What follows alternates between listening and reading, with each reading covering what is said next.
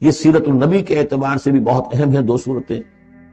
بعض اعتبار سے جو صوفیانہ اس میں مسائل آئے ہیں، اور عام طور پر ہمارے مفسرین، ایسے مفسرین خصوصاً جدید دور کے کچھ ریشنلسٹ قسم کے لوگ، وہ تو ان مطالب کی گرد کو بھی نہیں پہنچے. ہمارے جو پرانے مفسرین ہیں، چونکہ ان کا ذوق جو ہے وہ ان کے اندر، وہ ذوق بھی اندر ہے موجود ان کے اندر، اسلام کے اور دین کے باطنی حقائق، قرآن کے باطنی حقائق کا. تو میں اس کے حوالے سے چند چیزیں آپ کو بتاؤں گا.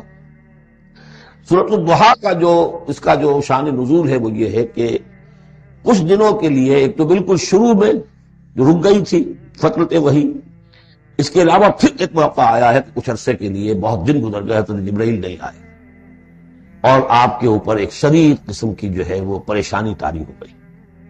کچھ لوگوں نے بھی طعنہ دینا شروع کر دیا. کچھ عرصے سے محمد تم نے کوئی نئی وحی نہیں سنائی، کیا ہوا؟ تمہارا شیطان کیا چلا گیا؟ بس کوئی ایسا بھی بتایا گیا کہ ایک دفعہ کئی راتوں تک آپ رات کو اٹھے نہیں، تو کہا وہ تمہارا شیطان تمہیں چھوڑ گیا. ایک ساتھ کے رہنے والی عورت جو تھی کہ رات میں نے سنی نہیں تمہاری کوئی پڑھنے کی جو تم پڑھا کرتے تھے، شاید شیطان تمہیں چھوڑ گیا. خود آپ کو جس قدر ایک اشتیاق رہتا تھا کہ وہی آئے اور آپ کی وہ روح کو جو ہے مزید اور غذا اور تر و تازگی جو ہے وہ مسلسل ملتی رہے، اس کی وجہ سے یہاں تک آتا ہے کہ حضور فرماتے کہ اس درجے میں رنج اور غم میں تھا کہ میں سوچتا تھا کہ میں پہاڑ کے اوپر چڑھ کر اپنے آپ کو گرا دوں. بربنائے تب بشری، اس درجے حضور کے اوپر جو ہے یہ شاخ گزر رہا تھا کہ وہی کیسے بند ہو گئی. اور اس میں یہ بھی تھا کہ اللہ ناراض تو نہیں ہو گئے، کیا مجھ سے کوئی خطا تو ایسی نہیں ہو گئی؟ یہ سبب کیا ہوا ہے؟ یہ ہے وہ کیفیت کہ جس کے اندر یہ آیتیں نازل ہو رہی ہیں. اور اب آپ اس کو سمجھ لیجئے کہ اس کا نفسیاتی اور انسان کی باطنی کیفیات کے ساتھ کیا تعلق ہے. انسان پر 2 طرح کی کیفیات طاری ہوتی رہتی ہیں. جیسے میں نے پہلے ایک دفعہ آپ کو بتایا صدیق اور شہید کے درمیان جو فرق ہے بنیادی، کہ کچھ بنیادی طور پر لوگ ایکسٹروورٹس ہوتے ہیں، کچھ بنیادی طور پر انٹروورٹس ہوتے ہیں. ایکسٹروورٹس کھیل کود بھاگ دوڑ، لوگوں سے ملنا جلنا، گفتگو ہے، اسے دھکا دے دیا، اس سے مذاق کر لیا، اسی میں وہ خوش رہتے، بڑے مگر رہتے. تنہائی انہیں کاٹ کھانے کو دوڑتی ہے.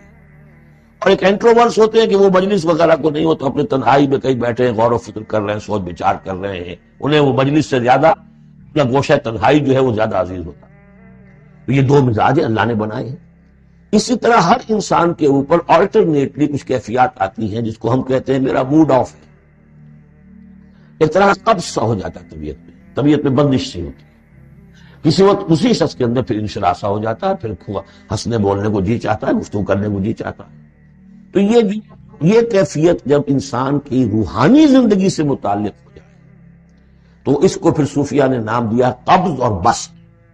کبھی طبیعت میں انشراح ہے، انبساط ہے، طبیعت جو ہے وہ آبادہ ہے، ہر چیز میں روشنی کا پہلو آدمی دیکھ رہا ہے. ہر چیز کے اندر آپ کو معلوم ہے ایک تاریک رخ بھی ہوتا ہے کسی معاملے کا اور روشن رخ بھی ہوتا ہے. اس وقت انسان روشن رخ کو دیکھتا ہے. اور ایک وقت میں آتا ہے کہ طبیعت میں بندش سی لگ گئی ہے، جیسے اندر کوئی پکڑ لیا کسی نے. اب طبیعت جو ہے وہ بھی اپنے اندر وہ انقباض محسوس کر رہی ہے، اور پھر آدمی پیسیمسٹک ہو جاتا ہے، نا امید سا ہوتا ہے. پھر اسے ہر معاملے کا تاریک پہلو زیادہ نظر آنے لگتا ہے. تو یہ قبض اور بسط کی کیفیات ہیں. جب کبھی قبض کی کیفیت ہو، قاضی ثناء اللہ پانی پتی رحمۃ اللہ علیہ نے تفسیر مظہری میں لکھا ہے کہ قبض کی کیفیت میں اس صورت کا پڑھنا تریاق ہے. جس طرح حضور صلی اللہ علیہ وسلم کے لیے گویا کہ اس وقت جو وحی کا بند ہو جانا تھا وہ گویا کہ ایک طرح کے انقباض اور قبض کی کیفیت پیدا ہوئی تھی. اس میں اب اللہ تعالیٰ فرما رہے ہیں والضحیٰ، قسم ہے دن کے دھوپ چڑھنے کے وقت کی، واللیل اذا سجا، اور قسم ہے رات کی جبکہ وہ چھا جائے یا ساکن ہو جائے. سجا کے 2 معنی ہے، سکون. اب دیکھیے ان دونوں کو کیوں لائے؟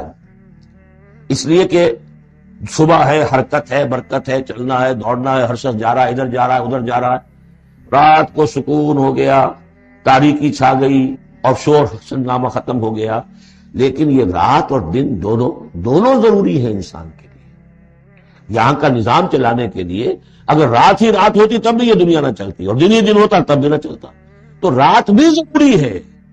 اسی طریقے سے نفس انسانی کے لیے کبھی کبھی قبض کا وقفہ بھی ضروری ہے.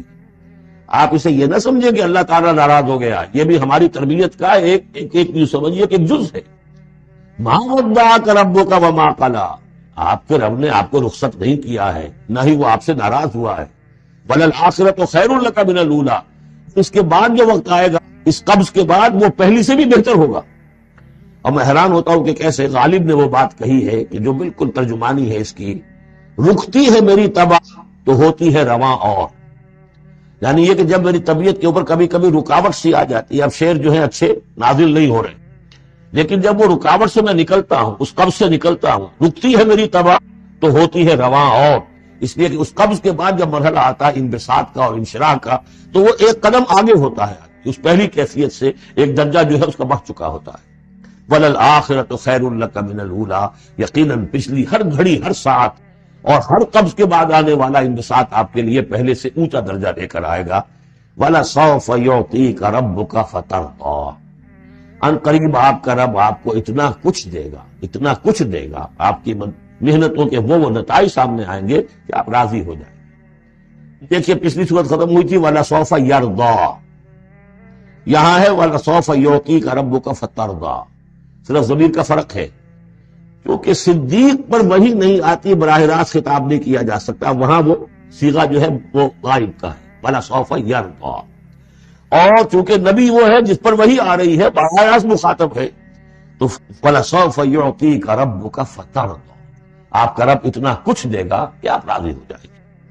اب یہ کہ اسی قبض کی حالت میں پھر اللہ تعالیٰ اپنے احسان جتا رہا ہے، اور یہ بہترین ہے۔ کبھی طبیعت پر ڈپریشن ہو اس طرح کی اور قبض کی کیفیت ہو تو آدمی یاد کرے کس کس مرحلے پر اللہ نے میری دستگیری فرمائی، کن کن مراحل پر اللہ تعالیٰ نے مجھے مشکلات سے نکالا، اس سے وہ حوصلہ بڑھتا ہے۔ اور اس کو بھی سمجھیے کہ اسی انداز میں الم یجد کا یتیما فآویٰ، یہ سیرت النبی کے بڑے اہم حصے ہیں جو اس میں آ گئے۔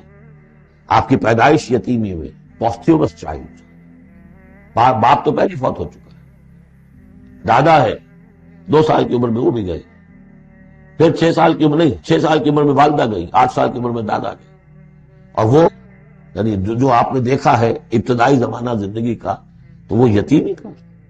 الم یجد کا یتیما فآویٰ، کیا اس نے اے محمد آپ کو نہ پایا کہ آپ یتیم تھے، پھر پناہ دی، آپ کے لیے بندوبست کیا، دادا کے دل میں جو شفقت ڈالی، پھر آپ کے تایا زبیر کے دل میں جو شفقت ڈالی۔ بدقسمتی سے ہماری تاریخ میں چونکہ بہت زیادہ عمل دخل رہا اہل تشیع کا، تو عبد المطلب کے بعد فوراً ابو طالب کا نام آتا ہے، حالانکہ یہ غلط ہے تاریخی اعتبار سے۔ عبد المطلب کے بعد کافی عرصے تک زبیر جو آپ کے تایا تھے وہ سرپرست تھے، پھر ان کے انتقال کے بعد ابو طالب کا معاملہ ہے، لیکن ان کو بیچ میں سے غائب کر دیا گیا۔ بہرحال اللہ تعالیٰ جو بھی کسی کے دل میں ڈالتا ہے، آخر ابو طالب کے دل میں محبت ڈالی تو کس نے ڈالی؟ وہ ہم پڑھ چکے ہیں سورہ طٰہٰ میں، وَأَلْقَيْتُ عَلَيْكَ مَحَبَّةً مِّنِّي، حضرت موسیٰ علیہ السلام کی موہنی صورت کے اوپر اللہ تعالیٰ فرماتے ہیں ہم نے اپنی محبت کا پرتو ڈال دیا کہ تمہیں دیکھنے کے بعد وہ قتل کرنے کے ارادے سے باز رہ گئے، ان کے ہاتھ شل ہو گئے، ایسی موہنی صورت اسے قتل کرنے۔ وَأَلْقَيْتُ عَلَيْكَ مَحَبَّةً مِّنِّي وَلِتُصْنَعَ عَلَىٰ عَيْنِي، یہ ہوا ہے۔ تو فرمایا الم یجد کا یتیما فآویٰ ووجدک ضالا فہدیٰ، اور پھر جب آپ شعور کی پختگی کو پہنچے اور غور و فکر کا مرحلہ آیا، حقائق میں انسان کو سوچ بچار کا مرحلہ آیا، اور آپ کو دیکھا کہ آپ تلاش حقیقت میں سرگرداں ہیں، تو ہدایت دی۔ وہ آگے آ جائے گا، بہت قریب پہنچ گئے ہم، اقرأ بسم ربک الذی خلق، تو مرحلہ جب آئے گا۔ وَوَجَدَكَ عَائِلًا فَأَغْنَىٰ، اور پایا آپ کو تنگ دست تو غنی کر دیا۔ کس طرح سے راستہ پیدا کیا ہے خدیجہ الکبریٰ رضی اللہ تعالی عنہا نے، جو بھی ان کے آپ کے محاسن دیکھے کتنی گرویدہ ہوئی ہیں، بڑے بڑے سردار قریش کے جو ہے ان سے نکاح کے خواہش مند تھے، انہوں نے خود جو ہے اپنی لونی کے ذریعے سے پیغام دیا۔ تو یہ ساری چیزیں جو ہے ان کی ساری دولت جو ہے وہ پوری کی پوری انہوں نے لا کر حضور کے قدموں میں ڈال دی۔ وَوَجَدَكَ عَائِلًا فَأَغْنَىٰ فَأَمَّا الْيَتِيمَ فَلَا تَقْهَرْ، تو اے نبی تقاضے ان تینوں چیزوں کے کیا ہیں؟ ہم نے آپ کو یتیم پایا، پناہ دی، اب آپ بھی یتیم کے سرپرستی کیجئے، کسی یتیم کو اس کے اوپر کوئی جبر نہ ہو، سختی نہ ہو۔ وَأَمَّا السَّائِلَ فَلَا تَنْهَرْ، اور آپ جبکہ تلاش حقیقت میں سرگرداں تھے تو ہم نے آپ کو ہدایت دی، اسی طریقے سے اب آپ کو بھی کوئی شخص سائل بن کر آپ کے پاس آئے، سوال کرے، اسے جھڑکنا نہیں ہے۔ اسے جو بھی سائل دونوں طرح کے ہوتے، سوال کرنے والا کوئی علمی سوال اور سوال کرنے والا کوئی مالی دولت، مالی مدد کے لیے۔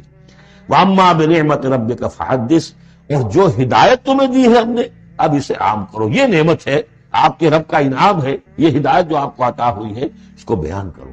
اس کے بیان کرنے میں یہ بھی ہے کہ اللہ کے انعامات کا چرچہ انسان کرے، اس کا شکر ادا کرنے کے لیے، اور یہ بھی ہے کہ اس کو پھیلائے اور عام کرے، دوسروں تک پہنچائے، ورنہ وہ بخل ہو جائے گا کہ وہ دولت جو ہے ہدایت کی اس کو آدمی صرف اپنی ذات تک محدود رکھے اور اس کا جو خیر ہے وہ دوسروں تک نہ پہنچائے۔